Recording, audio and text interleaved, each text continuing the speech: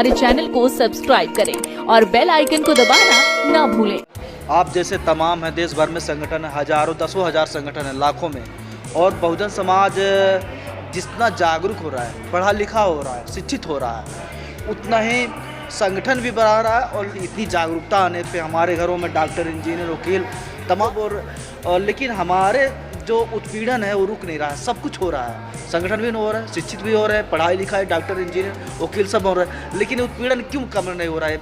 मुझे ये जानकारी चाहिए। देखिए, दो सेक्टर हैं। एक तो हमारा वो तबका है जो पढ़ने लिखने के बाद में संपन्न हो गया है, खाली इंजीनियर, डॉक्टर, IAS, IPS ही नहीं बने हैं। उसके साथ साथ हमारे समाज में इंडस्ट्रियलिस्ट भी हैं, जो मैंने अभी डिक्की का नाम लिया था। तो उसमें जो एंटरप्रेन्योर हैं, उनके पास में इंडस्ट्री भी हैं, उनके पास में दुकान भी हैं, व्यापार भी है। तो वो जो लोग हैं, जिस तरीके से क्या मजदूर का और मतलब एक पूंजीपति का जो क्लैश है, वो हमारे समाज में भी बरकरार है। वो किसी भी समाज में जाएंगे वो होगा ही। मतलब कि जो मनुवादी विचारधारा था, जो मनुवादियों की सोच थी कि इनको गुलाम बना के रखना है, इनको गरीब बना के रखना है, इनको आगे नहीं बढ़ने देना है, इनको दबा के कुचला के ही सोचना है, हीन भावना, उस तरह की भावना हमारे समाज में, हमारे लोगों के अंदर भी घुस चुका है। आपका कहना मतलब यही है ना? बिल्कुल देखते हैं, ये आपकी बात बिल्कुल सही है। लेकिन उनको जब एहसास होता है, जब उनका मतलब जाति के नाम पर उनका प्रमोशन रुक जाता है, जब जाति के नाम पे उनको मंदिर में नहीं घुसने दिया, राष्ट्रपति तो बन जाता है हमारा, लेकिन अब मंदिर में ब्राह्मण नहीं घुसने देता, तब उनको एहसास होता है कि पूरी ज़िंदगी उस समाज के लिए करते हैं जो समाज तुम्हारे साथ नहीं है, और जब वो उनको समझ में आता है पूरी ज़िंदगी बीत जाती है। ऐसे ही बिल्कुल। तो ये मतलब हमें मतलब जो आम लोग हैं वही उनको बनाते हैं। बड़ा बनाने में आम लोगों का हाथ है, उसके पिताजी का हाथ है। पिताजी मजदूर हैं, उसका बेटा IAS बन गया, तो ये थोड़ी कि उसमें पिताजी को भूल जाएगा। इसी तरह से हमारे समाज का जो भी अग्रणी व्यक्ति है, जो अगुआ बनाया, हमने नेता बनाया, MLA MP बनाया है। MLA MP हम बनाते हैं वोट दे करके, लेकिन जब हम मिलने जाते हैं तो कहता वहाँ बैठे रहो बाहर, अभी नेताजी बात कर रहे हैं किसी से। तो विश्वास किस पे करे समाज? जो समाज पूरा समाज इकट्ठा होके किसी एक को नेता बनाता है, और नेता बन जाने के बाद वो समाज सीधा अपने लोगों से दूर होने लगता है। मतलब विश्वास किस पे करे? देखिए, विश्वास का मतलब तो ये है कि काशीराम जी ने एक बात बताई थी कि जो निकम्मा है उसको बदलना चाहिए। और बुद्ध ने कैसे चलेगा? बुद्ध ने ये बताया कि पहले जानो फिर मानो। मतलब खुद ही समझना पड़ेगा, किसी के कहने में आके नहीं, कौन निकम्मा है और कौन मतलब अच्छा है और कौन बुरा है। इसकी तो आपको जांच खुद ही करनी पड़ेगी ना, दूसरा कोई नहीं करेगा। जांच खुद करनी पड़ेगी। अगर आपको खुद जानकारी नहीं है तो आप गड्ढे में गिर जाओगे।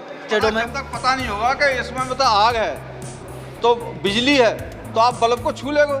जब बच्चा अनजान होता है वो छू लेता है, मर जाता है। जब उसको जानकारी होती है तो कहता है इसमें आग है, दूसरे को भी नहीं छूने देता। लेकिन जो आदमी एक संगठन बना के या कई सारी राजनीतिक पार्टियां बना के वो ऊपर बढ़ जाता है, जब वो ऊपर चला जाता है तब वो अपने ही लोगों को भूल जाता है, अपने लोगों से नहीं मिल पाता, अपने लोगों की नहीं मानता और नहीं सुनता है। तब उस व्यक्ति को कैसे पहचाने? अब आप भी एक संगठन बना के काम कर रहे हैं, और जब आप एक ऊपर लेवल पर चले जाएंगे या राजनीतिक बन जाएंगे तब आप भी अपने साथियों को भूल जाएंगे, आप भी अपनी ही चलाएंगे। तो इस लोगों को कैसे पहचाने, लोग कैसे जागरूक हो पाए? आप इसके बारे में क्या कहेंगे? देखिए, आपने बहुत अच्छा सवाल किया है। हमारा काम था, एक तो होता अपग्रेड करना किसी को, एक होता डिग्रेड करना। काशीराम जी ने जो मंडल कमीशन की बात करी, तो हमारे दलित लोग थे वो जो कहते थे कि इनके लिए क्यों बात कर रहे हैं, अपने दलितों के लिए क्यों नहीं कर रहे। उन्होंने ये कही कि ये ऊपर वाली जातियों के ज़्यादा नज़दीक हैं, मैं इनको नीचे लाने के लिए बात कर रहा हूँ। हालांकि इनको फ़ायदा होगा, लेकिन फिर मतलब जो ऊंची जाति बनना बंद कर देंगे, नीची जाति बनना शुरू कर देंगे, तो नीचे के नज़दीक आ जाएंगे वो।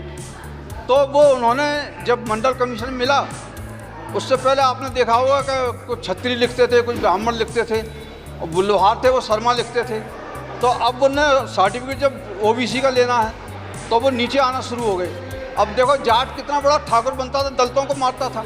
आज जो जाट आरक्षण की लड़ाई लड़ रहा है, पटेल आरक्षण की लड़ाई लड़ रहा है गुजरात का, कम्मा जो है उसका आंध्र प्रदेश का आरक्षण की लड़ाई लड़ रहा है, रेड्डी आरक्षण की लड़ाई लड़ रहा है। तो ये सब जो लोग हैं मराठा आरक्षण की लड़ाई लड़ रहा है। तो और इतना ही नहीं, जो अपर कास्ट के लोग हैं उन्होंने EWS के लिए लड़ाई लड़ी और 10% ले भी लिए मोदी ने, उनका 10% वोट सेट हो गया ना उनको, मतलब जब EWS दिया।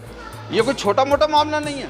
तो आज जब आरक्षण ऐसा हो गया तो कह रहे हैं ये तो राजनीति का एक खेल बन गया। आरक्षण राजनीतिक खेल नहीं है, समझना पड़ेगा। ये काशीराम जी का खेल था कि हमें इनकी मूंछ को नीचा करना है, और या तो वो नीचे आ जाएंगे तो ताकत नीचे वालों के पास आ जाएगी, और जब ऊपर जाएंगे तो ताकत ब्राह्मण के पास आएगी। इसी तरीके से जो बड़ा आदमी है हमारे बीच में बड़ा है। मैं खुद डायरेक्ट की मतलब उस पर होकर के झुग्गी झोंपड़ियों में जाता था, और मेरे साथी प्रोफेसर, वाइस चांसलर, उनके हाथ में मतलब फाइल थमा करके, और जो ITO ये दिल्ली में ही कहीं दूर जाने की ज़रूरत नहीं है, उन्होंने घर घर जा कर के खाक छानी है सबकी, तब ये तैयार हुआ समाज। अच्छा, जो हमारे चैनल को सब्सक्राइब करें और बेल आइकन को दबाना ना भूलें।